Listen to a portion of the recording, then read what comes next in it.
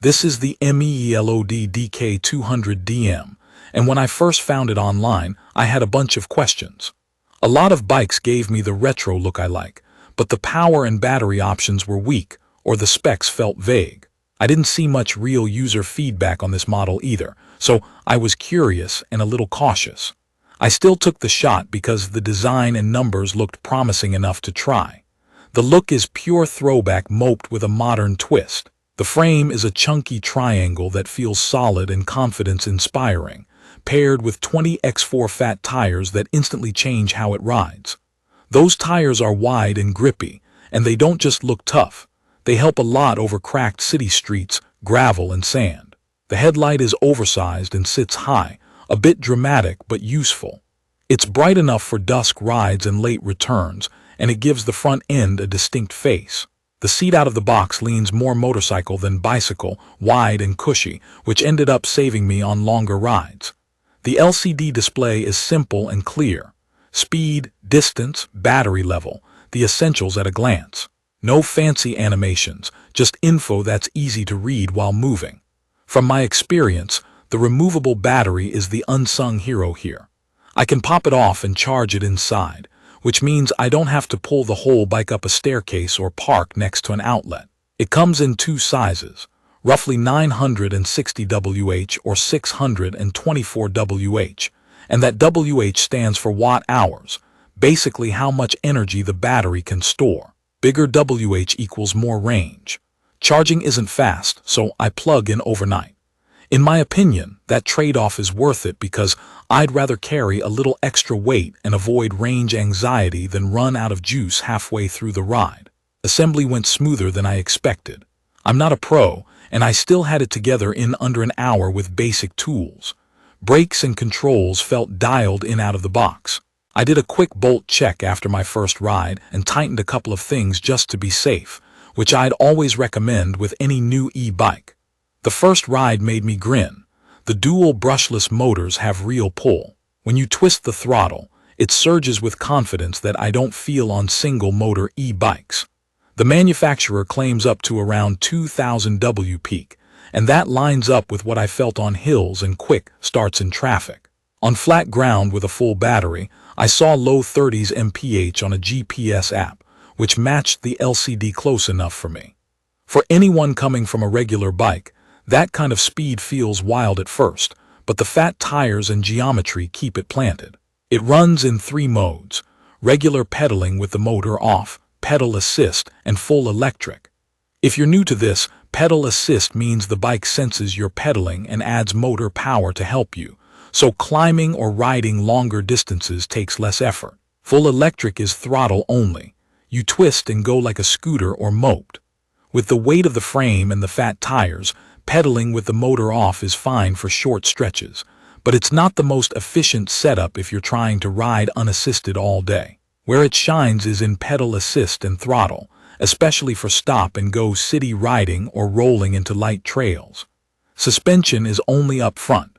That helps with potholes and curb cuts, but you'll still feel rough streets because there's no rear shock. The fat tires add a layer of cushion if you run them at reasonable pressure. I swapped the stock seat after a couple of long rides left me sore. A wider, spring-supported saddle made a noticeable difference. If comfort is a priority, I'd plan that upgrade early. I did run into a quirk that's worth mentioning. I hit a nasty pothole at speed on a test ride, and the battery popped loose for a second. The locking tab was engaged, but it still budged. I fixed that worry with a couple of sturdy Velcro straps around the battery housing, and it hasn't moved since.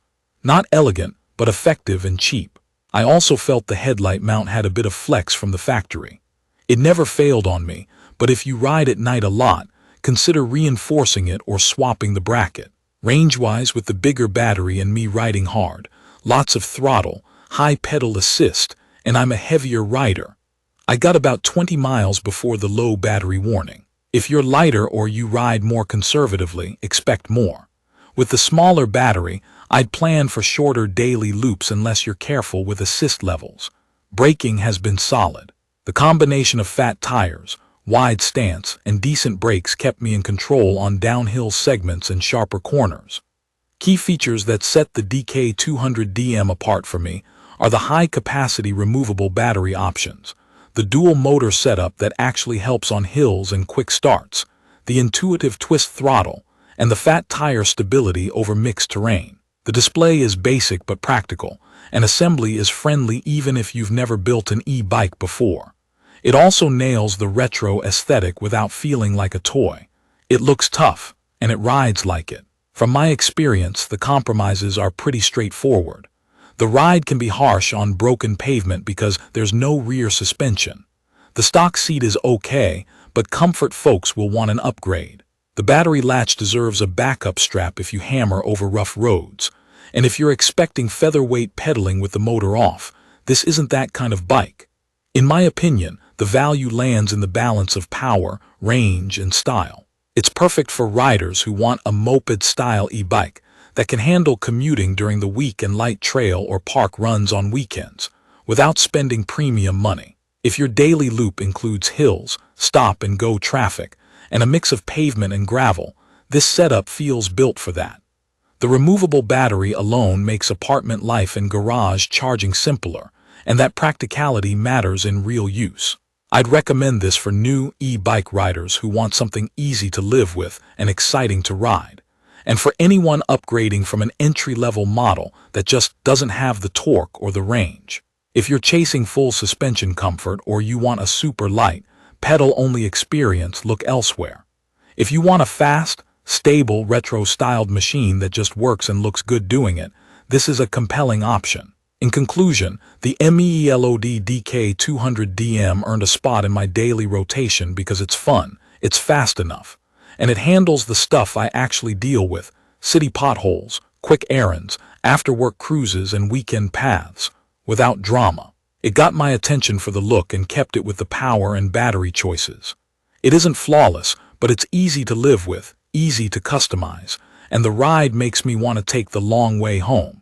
Please check the comments section for detailed information about the MEELOD DK200DM.